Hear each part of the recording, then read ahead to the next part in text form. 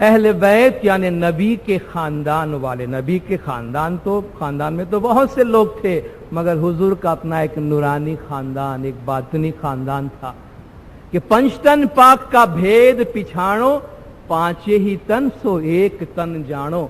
پنچ تن پاک کے راز کو پہچانو اور ان پانچوں تن کو ایک ہی سمجھو. او ہنگ نرنجن ایک ورکش جو کیتا، ان کو ڈالی دو جو دیتا. ایک نور محمد مصطفیٰ، دوجا نور علی مرتضیٰ. مائی فاطمہ بھی ان کے بیلے، حسن حسین اس نور ماہ کھیلے.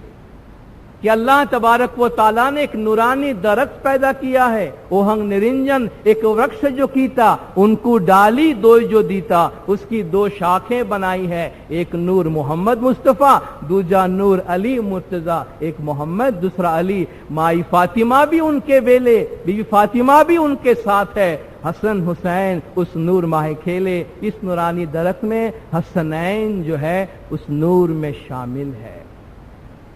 قرآن حکیم میں اللہ تبارک و تعالیٰ نے پنجتن پاک یعنی اہل بیت کے واسطے فرمایا کہ انما یرید اللہ لیذھب عنکم الرجس اہل البیت ویطہرکم تطہیرا. اے اہل بیت رسول، اللہ چاہتا ہے کہ تم سے ہر قسم کی برائیوں کو دور رکھے اور تم کو ایسا پاک و پاکیزہ رکھے جیسا کہ پاک رکھنے کا حق ہے. اس لیے ہم کہتے ہیں پنجتن پاک، اہل بیت اطہار. اطہار یعنی پیور، پاک اور صاف. ائمتک المطہرین، وہ امام جو پاک و صاف ہے، جسے اللہ تبارک و تعالیٰ نے فرمایا ہے کہ اسے ہر قسم کی برائیوں سے بچا کر پاک و صاف رکھتا ہے. واللہ یعصمک من الناس، اللہ آپ کو لوگوں سے پروٹیکٹ کرتا ہے. تو اللہ تبارک و تعالیٰ نے اس نور کو پاک اور صاف ہمارے واسطے رکھا ہوا ہے.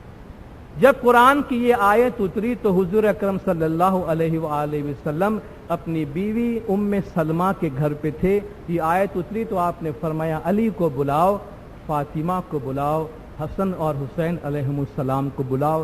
جب یہ چاروں آ گئے حضور کے پاس بیٹھے تو حضور نے اپنے چادر کے نیچے، آپ خود بھی آ گئے اور ان چاروں کو اپنے چادر کے نیچے لے کر ان پانچوں کے بارے میں حضور نے فرمایا کہ اے میرے پروردگار، ہر بڑے پیغمبر کے خاندان کے کچھ خاص افراد ہوتے ہیں، یہ میرے اہل بیت، یہ میری فیملی ہے، تو ان کو ہر برائی سے محفوظ رکھنا. تو آپ کی بیگم ام سلمہ دوڑتی ہوئی آئی، یا رسول اللہ مجھے بھی لے لیجئے، میں بھی آپ کی گھر والی ہوں، آپ کی زوجہ ہوں، بیوی ہوں آپ کی.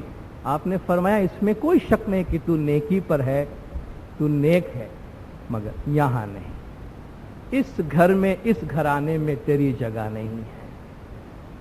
اور اس اہل بیت کی شان یہ ہے کہ حضور اکرم کے زمانے میں عیسائیوں کا ایک وفد نجران سے حضور کے پاس آیا حضرت عیسیٰ علیہ السلام کے سٹیٹس کے بارے میں ڈسکس کرنے کے واسطے. ابھی جو قرآن کی آیت اور مولا کا فرمان بھی پیش کیا گیا کہ مولا نے فرمایا عیسیٰ علیہ السلام خدا کا بیٹا نہیں ہو سکتے ہیں، یہ بیٹے ہونے کا رشتہ تو جسمانی ہے. اور قرآن نے بھی یہ فرمایا کہ ان مثل عیسیٰ عند اللہ کمثل آدم، عیسیٰ علیہ السلام کی مثال خدا کے پاس آدم جیسی ہے. خلقہ من تراب ثم قال له کن فیکن، کہ اسے مٹی سے پیدا کیا گیا، پھر کہا ہو جا تو وہ ہو گیا. قرآن نے یہ نہیں کہا ہے کہ وہ خدا کا بیٹا ہے. تو عیسیٰ علیہ السلام کے بارے میں عیسائی جو بڑے بڑے راہب علماء تھے وہ حضور کے پاس آئے کہ بھئی آپ یہ کلیریفائی کریں کہ آپ جو دین لا رہے ہیں اس میں ہمارے عیسیٰ علیہ السلام کا مقام کیا ہے.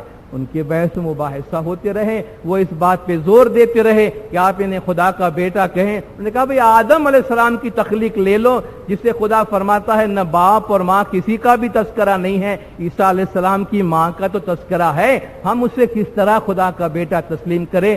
تو اب جو ڈسکشن ہوتے اس کے اپنے اپنے لیول سے بات آگے بڑھی. شروع میں تو مباحثہ ہوتا ہے جس میں آپ ڈائیلاگ کرتے ہیں، بات چیت کرتے ہیں. اس کے بعد ایک مرحلہ ہوتا ہے مناظرہ، آپ لوگوں کے سامنے بیٹھ کر اپنی اپنی دلیل دیتے ہیں اور پھر پبلک کہہ دے کہ اس کی دلیل آخری ہے اور سامنے والا شکست کھا گیا، اسے کہتے ہیں مناظرہ. اور مناظرہ کے بعد ہوتا ہے مباہلہ.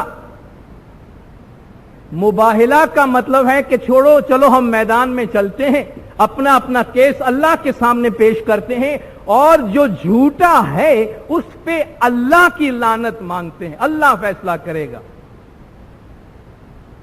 تو جب یہ वाकया हुजूर के साथ हुआ और बहस बहुत आगे निकल गई, तो अल्लाह तबारक व तआला ने फरमाया कि फमन हाजक फीही मिन बादी मा जाका मिनल इल्म, इल्म आने के बाद भी जो तेरे साथ झगड़ते हैं और बहुत ज्यादा डिस्कशन करते हैं, फकुल, तो कह दो, तालो, आ जाओ, नदऊ अबनाअना व अबनाअकुम, हम अपने बेटों को बुलाते हैं, तुम अपने बेटों को बुलाओ, व निसाअना व निसाअकुम, हम अपनी औरतों को बुलाते हैं, तुम अपनी औरतों को बुलाओ, व अनफुसना व अनफुसकुम, हम अपनी जानों को बुलाते हैं, तुम अपनी जानों को बुलाओ, सुम्मा नब्तहिल, फिर हम मुबाहला करते हैं, फिर हम एक दूसरे को चैलेंज करते हैं, फनजअल्लाह नतल्लाहि अलल काज़िबीन, झूठे पे अल्लाह की लानत मांगते हैं। चलो हम इस नतीजे पर पहुंचते हैं। उन्होंने कहा चलो ठीक है, कल इतने बजे हम मैदान में जमा होंगे, मुबाहला करेंगे,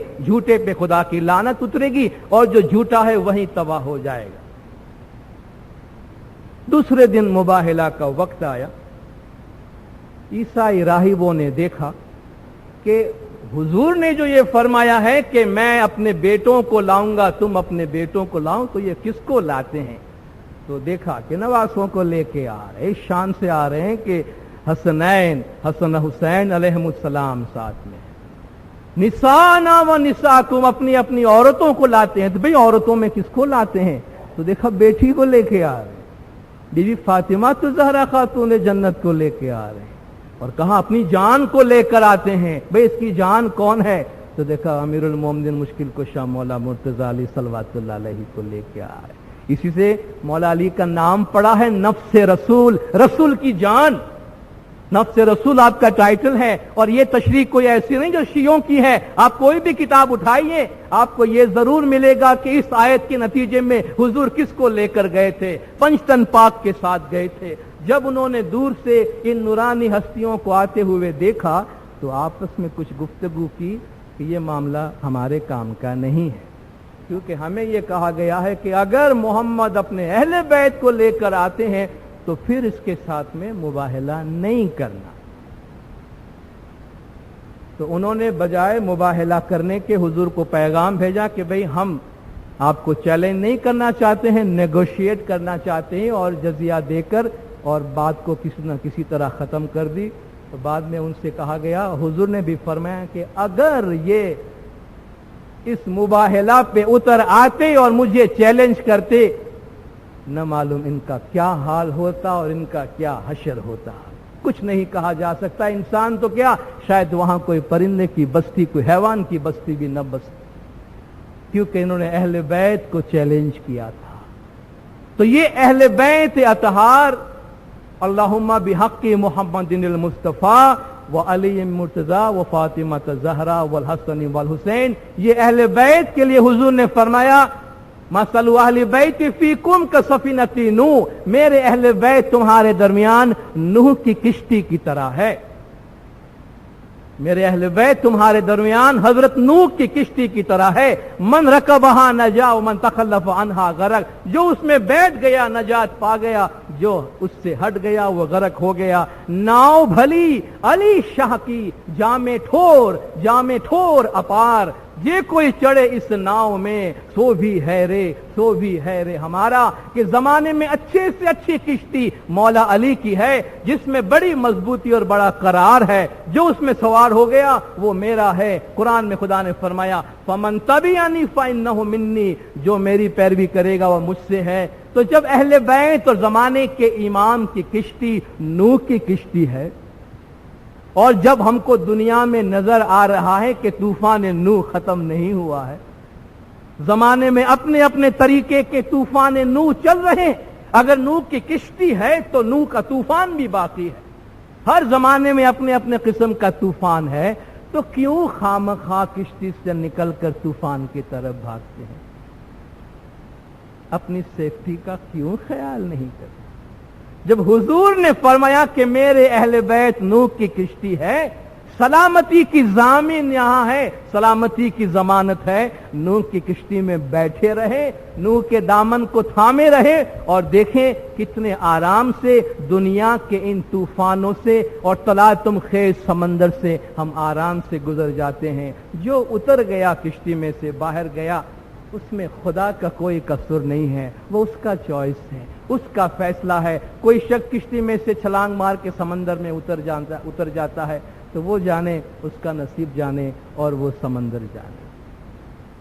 اس کے بعد ہم ائمہ علیہم السلام کے نام جو شجرہ امامت ہے، شروع سے ائمہ علیہم السلام نے ہمیں یہ تعلیم دی ہے کہ جب آپ نماز سے فارغ ہوں، جب آپ صلاۃ سے فارغ ہوں تو آخر میں تمام اماموں کا نام لے کر اور اپنے حاضر امام کا نام لے کر اللہ تبارک و تعالیٰ سے رحمت اور مغفرت مانگتے رہیں، اور رحمت اور مغفرت ہم ائمہ علیہم السلام کے وسیلے سے مانگتے ہیں، اور اس سے ہمارے اس عقیدے اور اعتماد کا اظہار ہوتا ہے کہ 14 صدیوں سے سلسلہ امامت براہ راست ہمارے درمیان زندہ چلی آ رہی ہے۔ نہ صرف یہ کہ ہم اپنی عبادت کرتے ہیں، بلکہ ہمیں اس بات کا فخر ہے کہ 1400 سال میں ہماری تاریخ میں ہونے والے تمام اماموں کا نام اسماعیلی کے بچے بچے کو یاد، اسماعیلی بچے بچے کو 14 صدیوں میں ہونے والے اپنے سلسلے کے تمام ائمہ کا نام یاد ہے، جس سے ہمارے اس طریقے کا جو تاریخی پہلو ہے اور جو تاریخی بنیاد ہے اس کا ثبوت ملتا ہے کہ ہمارا یہ طریقہ کوئی آج کل کے جو چھوٹے چھوٹے گروپس بنتے ہیں اس طرح کا طریقہ نہیں ہے۔ حضور اکرم کے زمانے سے قرآن میں اس کی بنیاد ہے اور اللہ تبارک و تعالیٰ کے امر اور فرمان کے مطابق چلتا ہے، اور ان تمام سلسلوں میں اللہ تبارک و تعالیٰ کا جو نور ہے وہ چلا آیا ہے۔ اللہ نور السماوات والارض کی جو آیت ہے اس میں آگے یہ فرمایا گیا ہے نور علی نور، ایک نور کے بعد دوسرا نور ہے، ایک امام ایک چراغ ہے، اس چراغ سے چراغ جلتا رہتا ہے۔ حضور اکرم کو اللہ تبارک و تعالیٰ نے فرمایا کہ یا ایھا النبی انا ارسلناک شاہدا ومبشرا ونذیرا وداعیا الی اللہ باذنہ وسراجا منیرا، اے محمد آپ خوشخبری دینے والے ہیں، ڈرانے والے ہیں، اللہ کے حکم سے اس کی طرف بلانے والے دائی ہیں، اور سراج منیر ہے، ایک روشن چراغ ہے جسے خدا روشن چراغ خود کہتا ہے۔ وہ چراغ کبھی نہیں بجھتا۔ یریدون ان یطفئوا نور اللہ بافواہہم، یہ لوگ اپنے منہ سے پھونک مار کے اللہ کے نور کو بجھانے کی کوشش کرتے ہیں۔ وَيَأْبَى اللَّهُ إِلَّا أَن يُتِمَّ نُورَهُ، اللہ صرف یہ چاہتا ہے کہ زمین پر اپنے نور کو کمپلیٹ کرے گا، مکمل کرے گا۔ وَلَوْ كَرِهَ الْكَافِرُونَ، کافروں کو برا لگتا ہے تو لگے، اللہ تبارک و تعالیٰ اس کی پرواہ نہیں کرتا۔ تو سلسلہ امامت میں نور امامت کا جو سلسلہ ہے ان کا ہم تذکرہ پڑھتے ہیں، اور مولانا حاضر امام نے فرمایا کہ سینکڑوں برسوں سے ہمارے روحانی بچوں نے امامت کی رسی سے ہدایت حاصل کی ہے۔ آپ نے تمام معاملات میں ہدایت کے لیے زمانے کے امام کی طرف رجوع کیا ہے، اور زمانے کے امام نے اپنی بے پایا محبت اور شفقت کی وجہ سے آپ کی رہنمائی کی ہے کہ آپ کو کہاں اور کس طرف مڑنا چاہیے۔ تو آج بھی ہم زمانے کے امام کا دامن تھامے ہوئے ہیں اور اسی نور کی پیروی کرتے جا رہے ہیں، اور اسی نور کے راستے پہ آگے سے آگے بڑھتے جا رہے ہیں۔ اور اس کے بعد دعائیں مکمل ہونے کے بعد ہم ایک بہت خوبصورت سا ہمارا ایک طریقہ جو ہماری دعا کا حصہ ہے، سالوں سے صدیوں سے ہمارے طریقے میں چلا رہا ہے، کہ ہم شاہ دیدار کا پنجہ دیتے ہیں۔